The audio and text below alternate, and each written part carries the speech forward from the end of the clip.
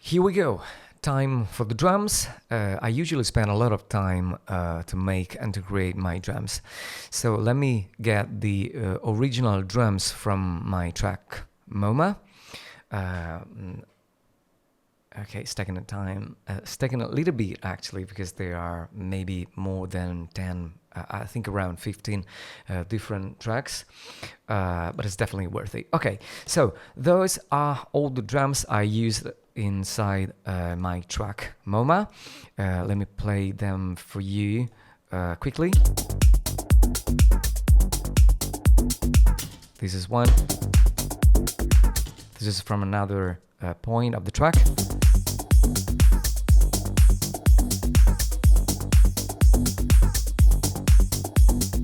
Okay, sound really good. Let's start from, this is an instance of a machine, so let's treat it later.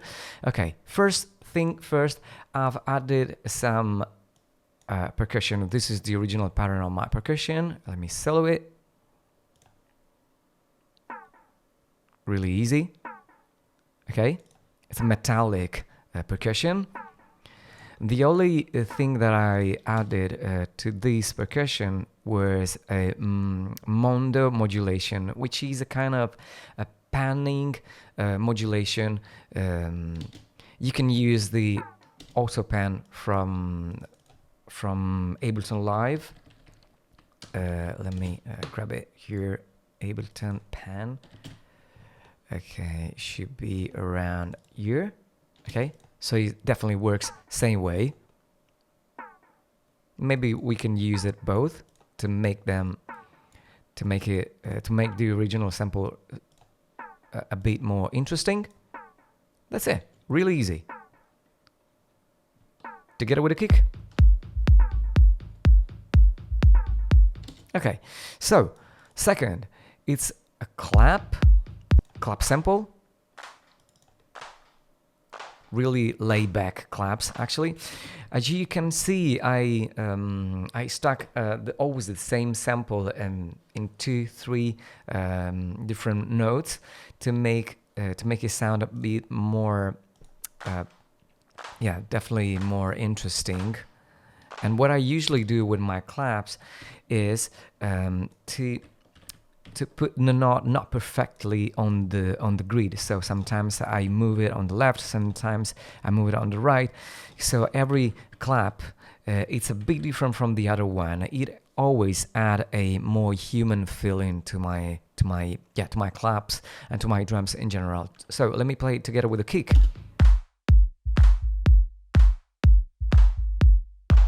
Maybe we can move this that way. Okay. Maybe only this. Okay, just put it on the left. Okay, so every clap is kind of different from each other, and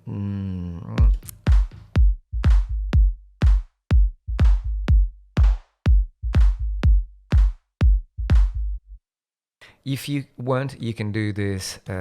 You can even duplicate these and create some movement or some variations to the claps every single time that the clap hits. So maybe this way. There you go. So this time we have some claps and pretty much nothing. Maybe I can EQ, but I will let you see what I have inside all the drums group. So okay, let's move on into the second clap. This is only a hit clap actually, because I use it only at the beginning of the bar. So it's a 32 loop length. So it goes like this. Let me play it. Okay, what I have here is pretty much nothing, but I send it to my return tracks. So I send it to the long delay, which is that one, the H delay stereo, which I showed you before. I sent it to the other delay, which was the shorter one from Replica, and I sent it to my micro shift, which was that kind of chorus. It helps me to make the sound in this case, the clap a little bit more, a little bit wider. Okay, so in the stereo panorama, it's wider than before. Okay, so let's move into the other track. It's a shaker.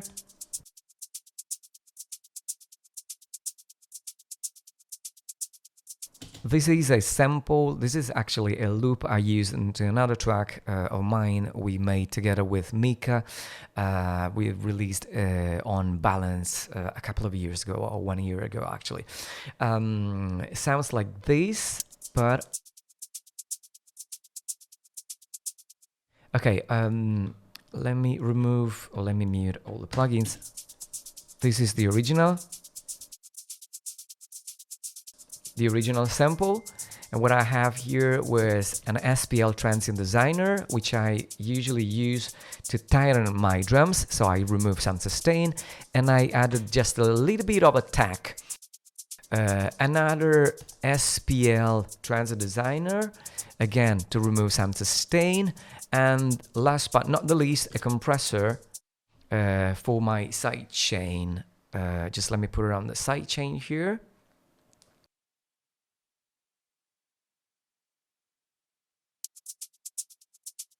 Why I did that? Just to remove the very first transients of the shakers. Okay, so together with my kick.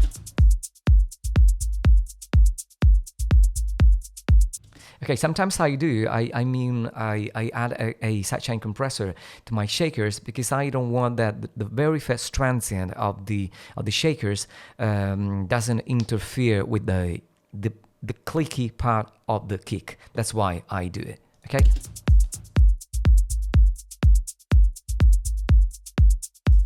It's definitely more groovy actually as well. So another sample right here is simply an open hat.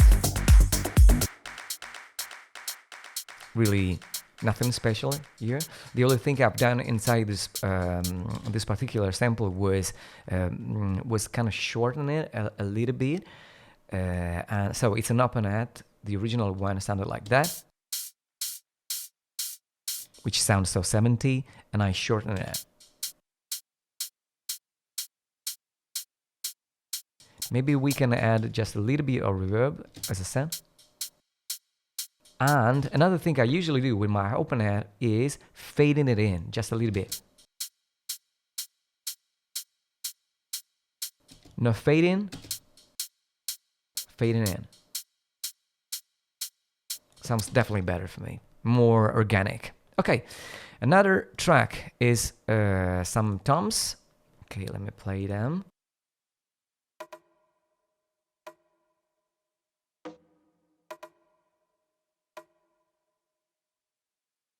This is the original pattern. I played into octave because it sounded a bit more, yeah, definitely interesting.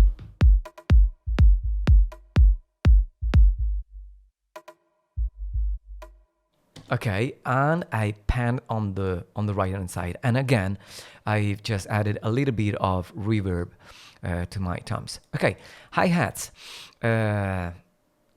Play them in solo. This is really interesting, actually. Okay, this is the original sample. Again, I cut all the tail because it was really long. Just let me fade it out just a tiny bit more. And if you do not know on how to create some proper patterns on your hi-hats, I strongly recommend to use the mono sequencer, which is inside the Ableton Live. It's a sequencer, and I usually use it to create some patterns inside the hi-hats, or sometimes for the percussions. It's really easy. Let me show you how I made my hi-hat in this particular track. Okay, so this is the mono sequencer. I usually go and I usually edit or change the velocity and the duration, and I go into random. Probably I put this value a little bit higher, Sometimes I do the velocity as well.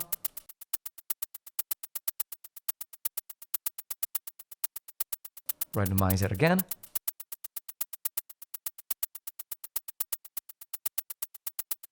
That's a really easy way to create some patterns on your hats, on percussion in general. So let me get back to the original hi-hat pattern. Sounded like that. And to make some movements to my hi-hats, I've added an amazing delay from Brainworks. It's that one. It's a kind of ping-pong delay, making some interesting movement into my hi-hats. This is with, without.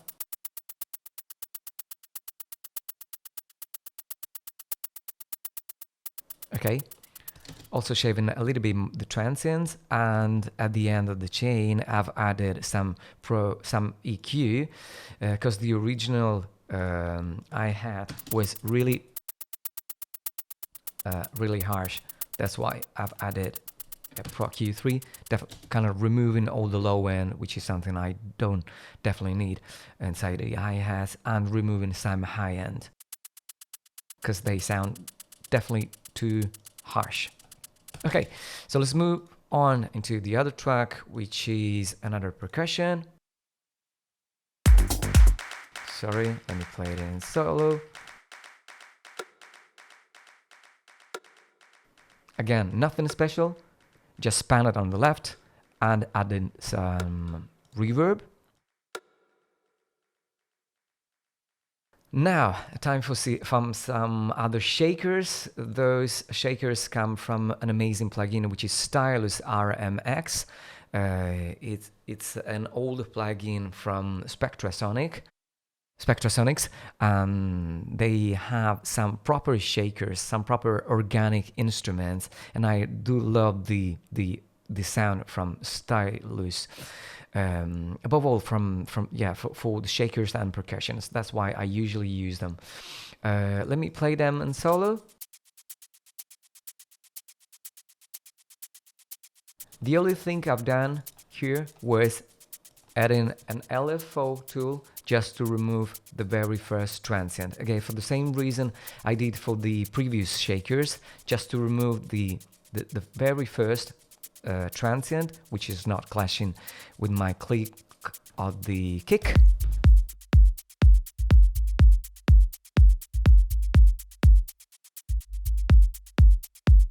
Okay, sometimes I do another curve for my shakers, sometimes here. You know, just to create some movement, some interesting movement, and some modulation inside my shakers. So another track, it's another hat, different pattern here, and again I shorten the tail of the hi-hat and fade in, fade out again, and applied the same delay of before, and again I remove some low frequencies, and there is a cut over here just to remove some resonance, which I didn't like it. Okay, another shaker loop. Okay, this is such an amazing shaker. Again, I've added a side chain to create some movement.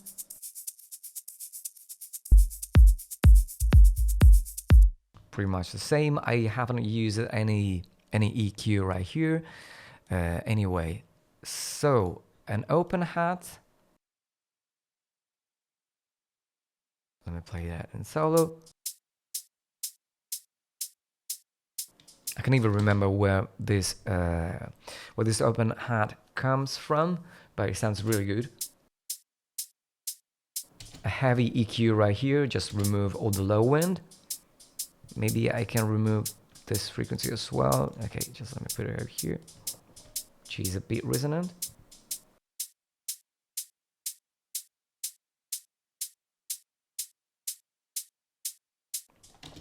Okay, this is an open hat. Maybe we can pan it on the left because I got another one here. Okay. And this is another open hat. Definitely different from the other one. So let's put this on the right. Okay, and this on the left, just to create some proper stereo information. Okay, time fonts are right.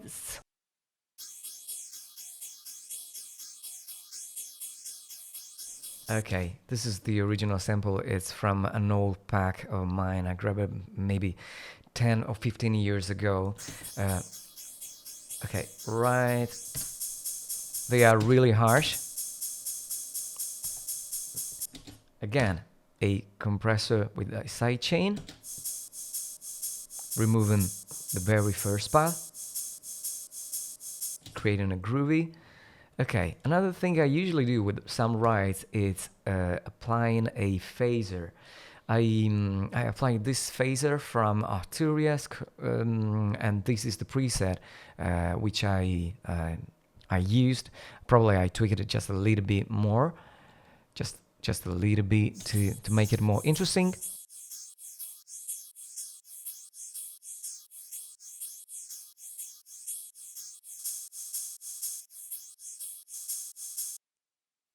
And remove from resonance from this part.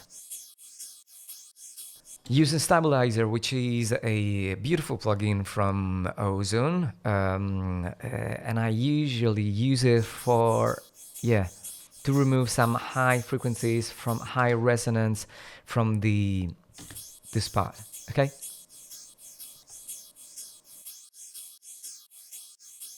With and without.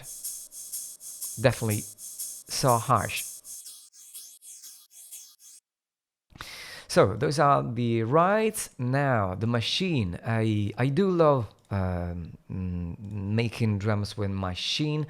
Sometimes what I do is grabbing some percussion and put it over here and using the gate. I'm going to show you in 1 minute what I did actually, and to remove some parts which I don't like it. For example, just let me grab, I don't know, some percussion.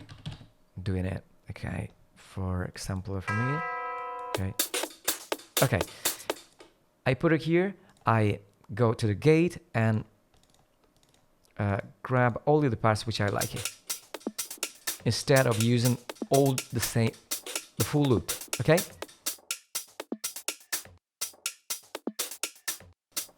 That's what I did for this project, for MoMA, okay? So I got this percussion,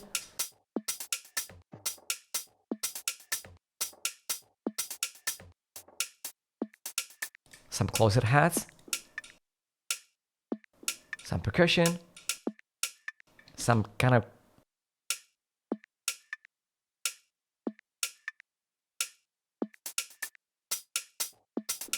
okay, those are all the drums inside machine, and what I did here was adding a supercharger GT, which sounds actually just like a compressor, the drum compressor from Ableton Live, which is the drum bass, okay, which that one.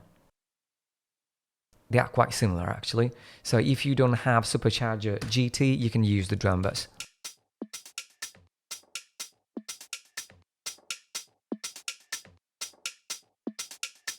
Okay, so they sound quite similar. Another thing which is a beautiful plugin from Arturia, which is a Prey.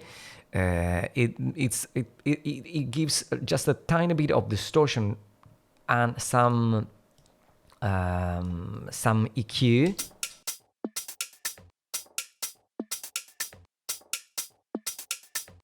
This is with, without, with, and without. And last but not the least was adding a filter freak, which is a filter but I only use these for the arrangement, so we're gonna use it later, no problem at all. Okay, we're gonna treat it later. And the last track is another loop of shakers. And again, the only thing I've done inside this was remove the very first transient, the very first part of the shakers. We play together with the kick.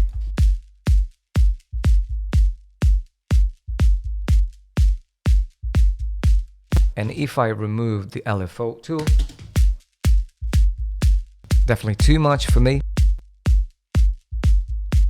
Okay, more laid back and whatever. Okay, so I got all those drums into one group, and let me explain what I have inside this group. Okay, every time I create some drums, at the end of the day I put all the drums inside a group, and inside this group I got always the same plugins. One compressor, one saturator, some transient shaper, and of course an EQ. Okay, so let's start from Lindell SDC. It's a beautiful plugin from the Plugin Alliance. It's an emulation on an API compressor. If you have the Waves API, it works very good as well. This is the drums without compressor.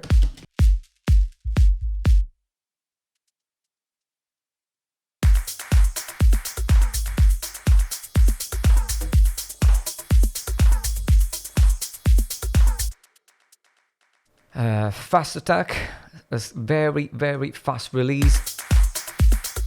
I'm bringing the threshold until I get just 1 dB of gain reduction, okay? Duration is at 2.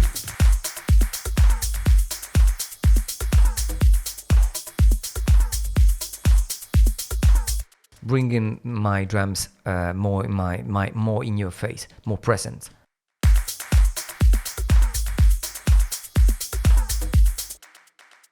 I do love the saturation from SSL Native. Sometimes just a tiny bit can make a big difference. This is the only thing I did was applying a couple of dBs extra of this drive.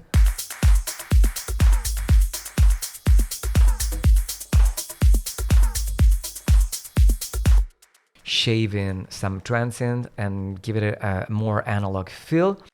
Another thing I usually do is tighten my drums, the tail of my drums, so the sustain my drums.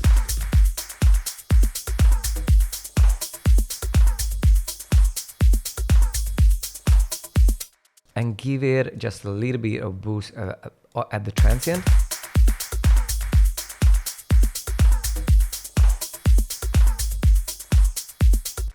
They definitely sound better with my Transient Designer. Okay, so one thing I want to show you right now is that my drums are almost ready to go, okay? But I usually apply a limiter in my drums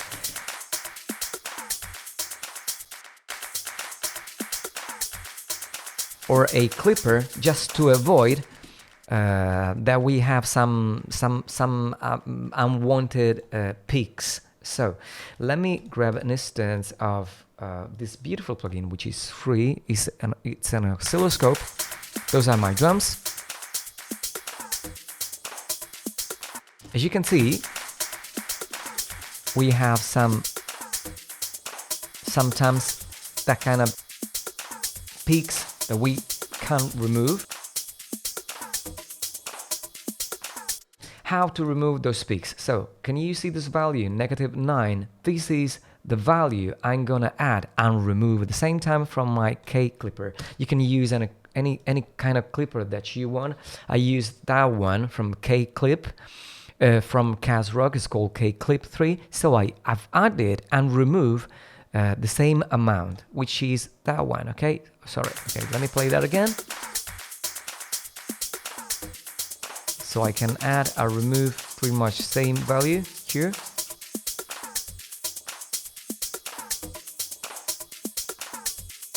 I usually do this just to remove some peaks, which I don't want, which at the end of the day will interfere with my mix bus and at the end of my master bus, so with the limiter. Okay, I don't want that my limiter works too much. That's why I apply some clippers on my drum bus and sometimes my synth bus as well. So, but I will show you later. Okay, so some EQ just to remove some low frequencies.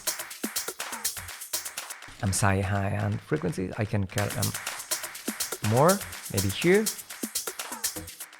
One of my favorite plugin for distortion is Black Box. This is such a beast. Just a little bit of Black Box can transform your, can be very dangerous actually, because can transform your drums into something very aggressive. So what I usually do is applying just a little bit of this. And if I add some saturation right here, I use the knob mix just to apply a little bit of distortion to my drums. This is with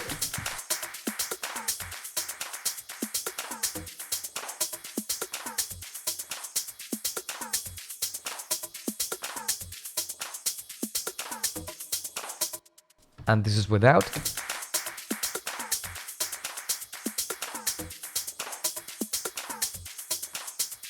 Definitely better.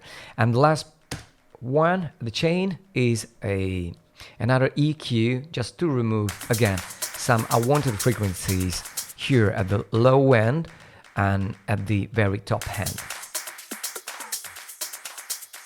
Because the Black Box analog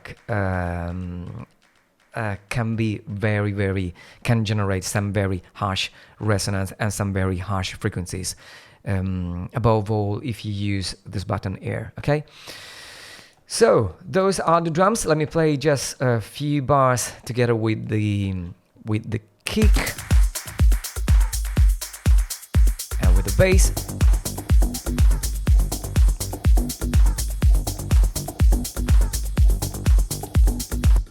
Done. Now time for the synths.